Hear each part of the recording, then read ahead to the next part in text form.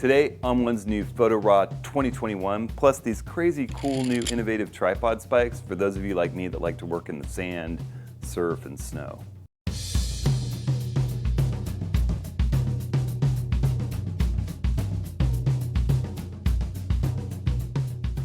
Well, hey everybody, it's Hudson. Welcome to this week's Approaching the Scene. I'm filming this on kind of a crazy, weird Tuesday night where who knows what's going to happen next in this great country of ours, and I hope everybody's kind of buckled in, staying creative, staying safe.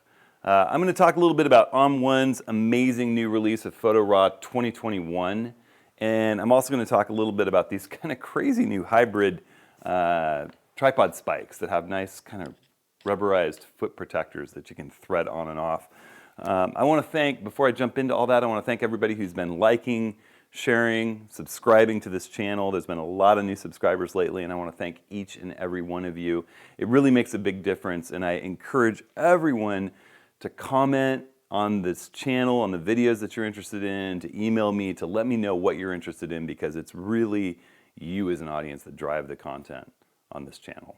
Okay, another quick reminder, there's always a sort of a scrollable time code of chapters. If you scroll along the bottom of this video in the timeline, you'll see you can click to the parts that you want to watch or rewatch. They're coded out for you there.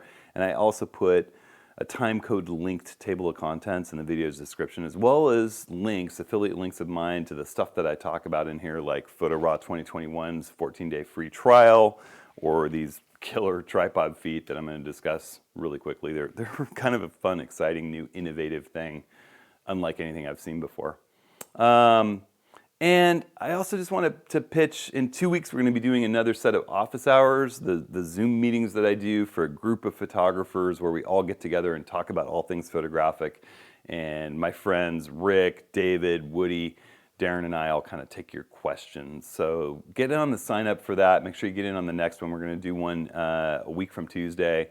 You can go to hudsonhenry.com/office hours. We did a really cool bunch of photo critiques and went through all the images that everyone submitted for fall photos. You can check that out on my YouTube live recording section. We had a really fun hour this week. Okay, so I'm going to start off quick with these tripod feet before I jump into ON1. I'm going to give you more of an in-depth look at this editing suite software, the new 2021. But I want to talk about these really cool feet that Leo Photos come up with. And I feel like every time I turn around, Leo Photos come out with a new kind of innovative product that pushes the boundaries a little bit. They're not just a derivative company by any stretch. They're coming up with better ideas than other folks. So these feet, you can slip an Allen wrench through a hole that they've got built into them, thread them right on and off your legs, and they've got a really nice gasketed connection to keep salt water and everything out of the tips of your legs. You thread them back on. I would suggest that when you torque them or untorque them, loosen up your legs so that you're holding on, especially with a carbon tripod, you're holding onto the leg and not the joint, so you're not torquing the joint, and just tighten that on with that Allen wrench. Boom, you're on. When you want to get out in the sand or the snow, or particularly in surf, just thread this little plastic protective foot off, and all of a sudden you've got a spike that goes down into the sand. And I've been using these things in the Pacific Ocean, in mountain streams, in crappy weather, and they still look like the day they were new after a few months of that. So I have no hesitation recommending these to you guys. And I really like the fact that a set of 3 of them is $55. So I'm going to put a link to those in the video description. Again, they're Leo Photo, they're killer, they're called TFS, tripod spike feet. And you know, for me, the thing I love about them is by having these little feet on them, I can use them on fine wood floors, I can use them in situations where the spikes might damage the surface that I'm on, sandstone or something, and yet also throw them on the side of my bag and sling my bag around and not risk stabbing myself in the leg like I would with other spikes that I put on my tripod before. I can really just kind of set these and forget them, and particularly when I'm using them with my lightweight setup, it gives me a little more length. This tripod gets to eye level without a center column without these, but it gets a bit above eye level. It gives me a few more inches on the reach of this tripod. So these are super cool. I love them. I'm going to call them as essential almost as the stone bag on your tripod. All right, so let's talk for a second about ON1's new release of Photo Raw 2021. I've been testing this software since the alpha phase, And it's been kind of amazingly rock solid, both on my Mac and my PC since the alpha phase. It also brings some really nice refinements and enhancements to ON1's editing, raw processing, and organizational suite. I know some people that follow me probably only know ON1 through watching the YouTube channel and see me sometimes finish edit in it. Other people know me through the ON1 community that Matt Klaskowski and I helped build, the ON1 Plus community, which is a photo educational community that kind of evolved around working with ON1's software. ON1's software has really been evolving over the last few years and has become kind of this amazingly innovative piece of software where you can go through and do amazing finish editing with this really cool preset workflow, as well as layered, masked, blending optioned editing it's just really easy to go in and get exactly the look that you want. I love using it.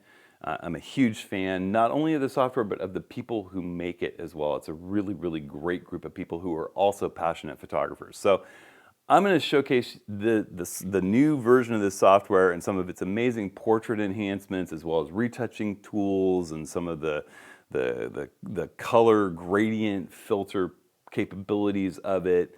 Some really cool new stuff for those of you that are ON1 fans, and maybe the whole thing's new to you if you've never really checked out the software before. So I'm going to showcase a video that I made as a kind of a preview of the software before it launched this week for the ON1 Plus community. You'll tell it's before I got my, my first haircut of the pandemic era a few weeks back.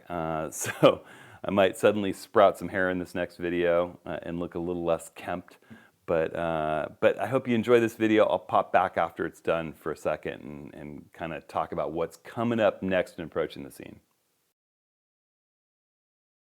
Well, hey everybody, it's Hudson. I've been playing around with PhotoRaw 2021 and having a lot of fun with it. I've been enjoying both all the stuff that it can do with portrait that's new, some stuff with using color range and gradients to do targeted adjustments just to certain colors of the images, and just the general stability and refinement of a number of tools from PhotoRaw 2020. So I thought this month, you know, I did a video, I actually did a start to finish kind of course on a compositing a star tracker captured image of the Milky Way along with a still image of Mount St. Helens recently that's in your Plus library if you go look for that.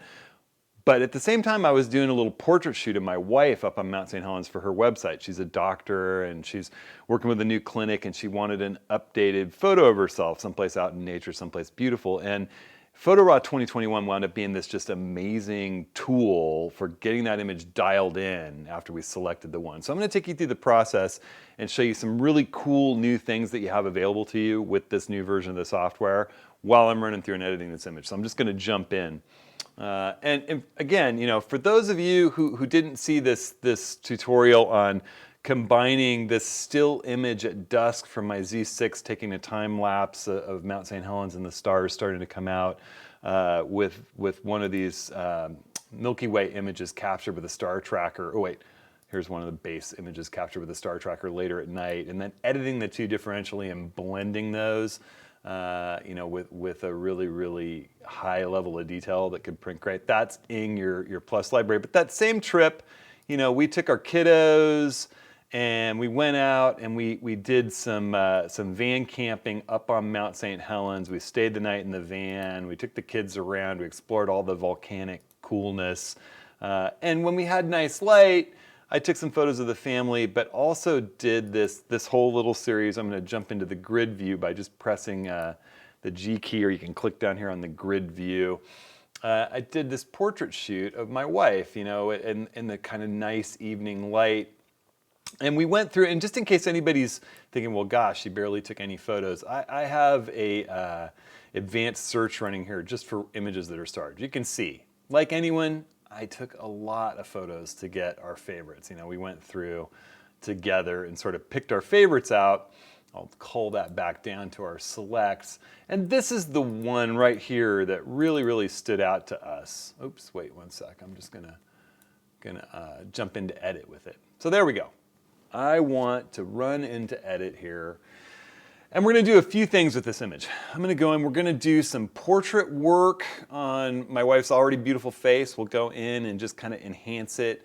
Again, we were there with kiddos and we were playing in the dirt with them, so I'm going to take this dirt off of her knees. I'm going to use a little bit of some of the retouching tools, the retouch brush, and I'm going to use a color range gradient filter to just enhance the sky without affecting any other part of the image. And I'll talk a little bit about how that can be just amazingly, amazingly helpful, cool tool for any kind of photographer out there. And we'll throw the whole thing together, and then as a bonus at the end, I'm going to create another layer and do a little bit more fine line work on Stacy's face and some shine removal, and I'll show you some tips that I would use to do that in a portrait. Some of kind of the stuff I've been doing over the years. All right, so without further ado, I'm going to jump in. I'm going to treat this just like any other raw image straight out of the camera. You know, this is an image captured with my 70-200 FLED Nikon lens on the FTZ adapter with my Nikon Z7 using eye detect autofocus at my base ISO. And you can see here all my settings, f2.8, to blur that background really nicely. If we zoom in, it's nice and sharp on Stacy's eyes. And I'm going to create, let me jump back. I'm going to open up the film strip here. And I actually want to create a version of this file before we get too far into the weeds with editing it. I'm going to go in here and create a version. And we'll edit this, we'll edit the original, but I want to be able to have a version here that we can run back to and look at without any of the edits built in. So it's still building a high resolution preview of that. There we go. These are big files, 46 megapixels. All right, so I'm going to close that film strip down so we have a bigger view. Click right there. And just like any other image, I want to open up my levels view. You can see the camera did a really, really great job just running on the meter there with not blowing out the highlights or the shadows. I'm going to hold down the J key, and you can see that J key is going to activate these kind of clipping highlights as I grab my, my white slider. And you can see if I pull my white slider at all to the right from where I captured it, I start blowing highlights in her head and in those white wildflowers behind her on the mountainside. I might be able to pull blacks down just a little bit, get a tiny bit more contrast, but you can see this is a really beautiful histogram for an image right here. I mean, there's not much contrast that needs to be added. The sliders here are not going to get tweaked much. I think I like the shadows the way they are, looking at her shirt and the sky. You know, I could pull those a little bit. See, I don't like boosting them at all. I might even want to just drop them down just slightly, a little more contrast in the dark portion of the scene. And then we'll take a look at highlights. If I pull highlights, highlights might be good to pull back just a little bit, particularly for the sky. Just get a little more contrast in that sky. So we've set the whites up here. We're just kind of pulling that blue out, a little bit more contrast as we stretch those colors back towards midtones from the whites. I'm not going to boost contrast in a portrait. I don't think that's generally a very good idea to do globally. If I wanted to boost contrast in some portion of the image, I wouldn't want to be doing it on her skin. And then, you know, finally we can look at the midtone slider. I don't like raising it. I think it's pretty good right about where we started. So very little adjustment going on there. I don't need to worry about details again because I shot this at ISO 64. And this camera is going to have no noise in a well-exposed image at ISO 64. So with that done, I think the next thing I'm going to want to do is jump in and showcase some of the cool stuff that we can do in the newly, completely revamped Photo Raw 2021 portrait module. So it goes in, it finds her face. All right, and you can see we've found Stacy's face. If there were multiple people, it would have multiple faces, and I could select which one that I'm editing. Now I want to go into my navigation view up in the top panel, and I'm going to zoom into about 50% so we can get a bigger view of Stacy's face while we're working on it. And you can see that it's already done some work by default here. You can turn all these little settings on and off. You can turn the whole thing on and off. You can see it's doing some work, but you have a lot of granular ability, fine-tune ability to jump in here and really adjust each one of these settings. So, you know, you can darken her face just a little bit. I think it might be nice to just pull the brightness down a touch. You've got a whole bunch of retouching choices. If you hit details, You have a whole bunch of stuff, like you can add a little bit more blemish retouching in. You know, if I go in there, it's going to just be taking out, you know, any kind of moles or pimples or little details on her face. You know, how much detail do you keep in the face? There's a slider. I think it does a really nice job by default, though. I'm not going to do a whole lot. Maybe just a touch more smoothing. You can just pull that up and down, watching the image while you do it. Don't want to do too much. Shine. She's got a lot of shine on her face. It's going to be tough to get rid of that, just the way the sun was out there. But you know, you can see it's doing a fair bit. I'm just going to leave it in there. We're going to go in there and tackle that sort of towards the end of this whole process a little bit. And then let's see. We're going to go in. You know, here's some of the crazy stuff that you can do with 2021. We could slim Stacy's face. You know, Stacy's got a beautiful face. I don't want to mess with it much, but you know, I think if you do this, it's going to freak people out, obviously. Let's take it back to standard, but if you take just a tiny bit in, just a little bit, so no one would ever notice, very, very subtle. Left and right eye sizes. You can see she's squinting a little bit more with her right eye. It makes it look just a little bit smaller. You can literally boost the size of one eye at a time. I find this just crazy. Now, I wouldn't advocate this very often, but in this case, you know, it's just the angle of the photograph and her kind of squinting into the sun a little bit. I'm just going to boost her right eye size just a tiny bit. You've got a slider for whitening the eyes, as you can see. Her eyes are pretty white as it is, but I'll boost them just a little bit. You've got detail in the eyes. You can make her eyes really pop. That seems too much to me. That's that kind of fake look that I see on too many magazines. But I'm gonna just watch her eyes, move the slider to where I like it, like right there. It's just sharpening, adding micro contrast in her eyes. There's not really any dark circles on Stacy to worry about here. If there were, you could work on that. Here's a crazy one, the brow enhancement. Stacy has a beautiful southern Italian brow. You know, her eyebrows and everything look great. You could boost them, it would look nutso. Now she's looking like super Borat weird. But you know, I would say maybe just the most modest of brow enhancement, hardly anything at all. I've got no red eye in this image to worry about. I'm not going to turn that on. You've got teeth whitening. I think even just boosting her teeth whitening just a touch looks really good to me. I'm not going to change her lip vibrance. I think they look great. You could maybe make them a little bit brighter, but I think they look phenomenal. And you know, the neat thing is, no longer do we have to select any of these portions of people. The software's just gotten smarter and recognizes it right away. So now if we jump back up here, you can see if we turn this off and back on, it's subtle, but man, it's just that nice little enhancement, boom, you know. And you can also feather it back in. You could say, well, how much of it do I want? But I like what we did there. We were subtle about it. And talk about having a lot of amazing granular control over all these things that we're doing. Okay, so portrait parts done. Now let's jump back in. Let's run into local, and let me show you what I was talking about with the color range tool that we've got right now. I want to grab my gradient brush, and I want to just work on the sky. So I'm going to choose a linear bottom shape. You can choose a vignette shape or any of these different things. I'm going to go linear bottom. And when I drop this in here, it's going to be like adding a graduated filter out in the field. And I can grab this little tool and sort of turn it. So it's only working on the top half of the image. And you can see it's darkening. Everything above this line is 100% applied. This feather is, you know, how fast is it being applied? So I can increase the feather, reduce the feather. It makes it a harder edge, this whole effect. I don't mind having it be a nice hard edge because I really want to I'm just going to work on the sky. All I really want to affect with this is the sky. And that's where this new button right here, color range, comes in. So I'm going to click on the color range button, and we're going to go have a look right here at the mask. If I click on the masks icon, we have all these masking controls. And I want to change the color range. Right now, it's horrible. It's on her face. It's darkening only skin tones. What I want to do is change that, and let's work with blue. Boom. Okay, so now the effect is really on blue. And you know, I'm going to argue that it's not quite perfect right out of the box, obviously. First of all, you know, I think that we've darkened the sky a little too much, but well, let's stick with it for right now. We can adjust it in a minute.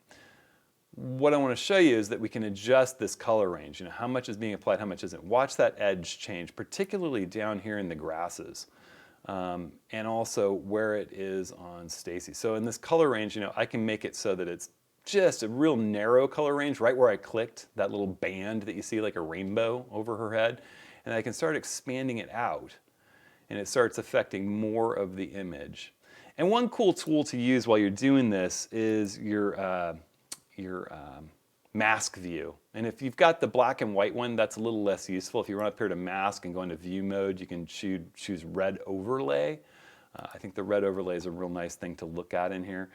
And then as we pull this slider back, you can see we start getting that sky all the way through where there's a little bit of vignetting going on. You can see there's a little bit kind of coming into Stacy's knee right there. And one thing that's cool that you can do at this point, you can grab your masking brush and just go in and paint that out. I've got paint out 100% opacity. And so we can just say, oh, I didn't want to include that part. Boom, we're just kind of adjusting it on the fly. Super cool. All right, so turn this view back off. The O key is the shortcut for this, but we'll just turn it back off. And now all of a sudden, everything we're doing is applied to the sky.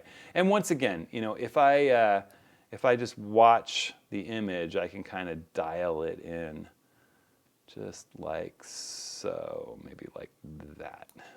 That looks nice and natural to me. And then as we can close this view of the mask, we've got our mask the way we want. I might be able to turn up. I don't want to overdo it. And I want to maybe make the midtones just a bit darker in the sky. And then let's boost saturation a little bit without boosting any of the other saturation. Wow, we just made it a really beautiful day out there. And if I turn it off and turn it back on, you can see all we're doing is working on the sky.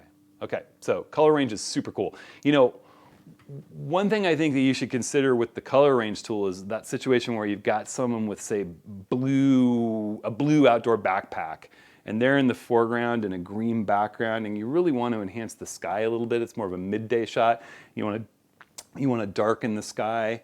Well, you know, traditionally, if you used the color enhancing filter or something like that, when you make the sky's luminance darker and the saturation higher, you're going to be working on that backpack in the image at the same time, and then you'd have to go in and mask that out. This is just another way of isolating part of the image and saying, I really just want to work on this one color in this area, whether you're using the vignette tool or whether you're using the graduated tool. Super, super cool. It's handy. All right, so enough said about that. Let's jump, you know, another way I could see using it would be potentially with noise. If you got a noisy sky, but you don't want to be doing noise reduction on your portrait model that's in the foreground and that's nicely lit with less noise. There's all kinds of potential uses for this. All right, so let me show you some cool stuff with doing a little bit more detailed retouching. Well, one more thing I want to do. I forgot, we've still got the dirt on Stacy's knees from playing with the kids and getting down on their level. And I'm going to use the retouch brush for this, and I want to once again zoom in to about 50%. And you know, this stuff on her pants, I'm just going to make my brush bigger. I want a nice feather, you know, maybe a 50% feather, something like that, 100% opacity. And I want to go in here. Nah, you know what? I think a smaller feather just because I don't want too big an edge. I want it to blend in, but I want room to work. All right, and I'm just gonna kind of paint this out like I would a rash on someone's skin. You know, it's gonna keep that underlying texture. And let go and see where we go. Boom. Made this odd little pattern right here, but we can take that out with a second little dash at it, and then maybe take a real small brush and just get these two little spots out. You know, I don't know. This is for a website. It doesn't need to be perfect. It's not like we're printing this huge, but you know, I just want to get it a little bit closer. We're just going to take some of this dirt right off of her pants leg. Shoop. Amazing. All right, and up into there. It's funny. We actually. I might not have even noticed this. I don't think, Stacy, I noticed it when we were picking images. Oops, I'm going to undo that last move. Yeah, there we go. And I want to just do some real fine.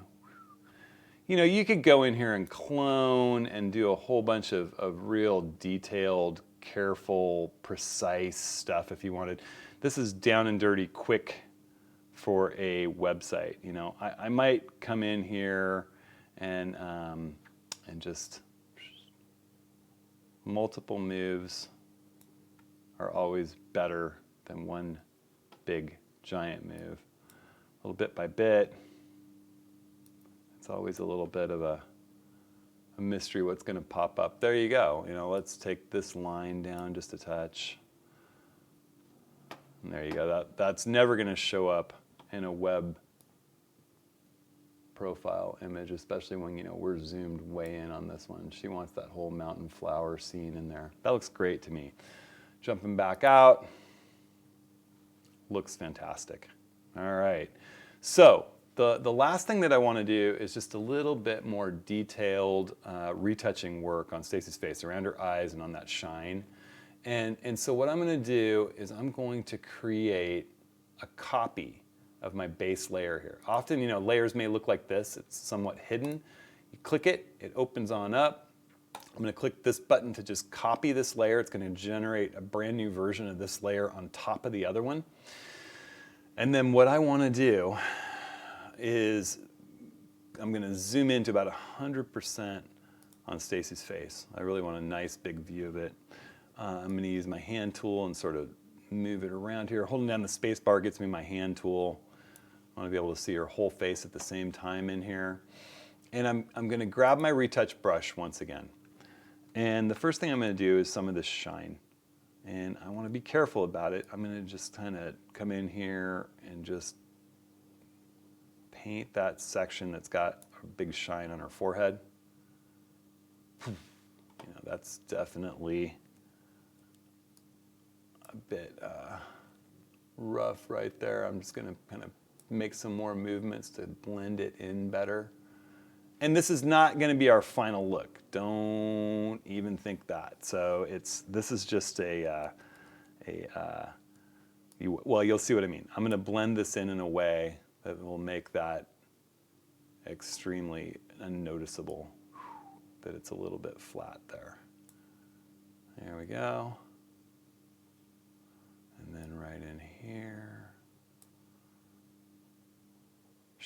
Well, I don't like that one. That didn't do the nicest job. I maybe overdid. And I think this is the key with maybe putting a little bit bigger feather and having a smaller brush and just kind of painting in like that. Let's see how that does. Much nicer. And I think that is looking pretty good. All right, so now what I want to do is I want a much smaller feather, like about 25, something like that, and a smaller brush, real small brush. And I want to just go in and I want to paint each one of these little kind of crow's feet lines out from under her eyes and around the edge of her eyes. Real gentle. And this is not the final effect. What I'm doing here is getting ready to blend these two versions together in a way that's going to look really, really nice. It's not going to be super noticeable that you've done something. We're going to take 5 years off, not 20 years off, because that never looks very realistic. I see that all too often in portrait shoots where, you know, a photographer's just totally taken every trace of age off of a beautiful older person, you know, or a young person that it just starts to look plasticky and unnatural, even on young people. All right, bringing this line out right here.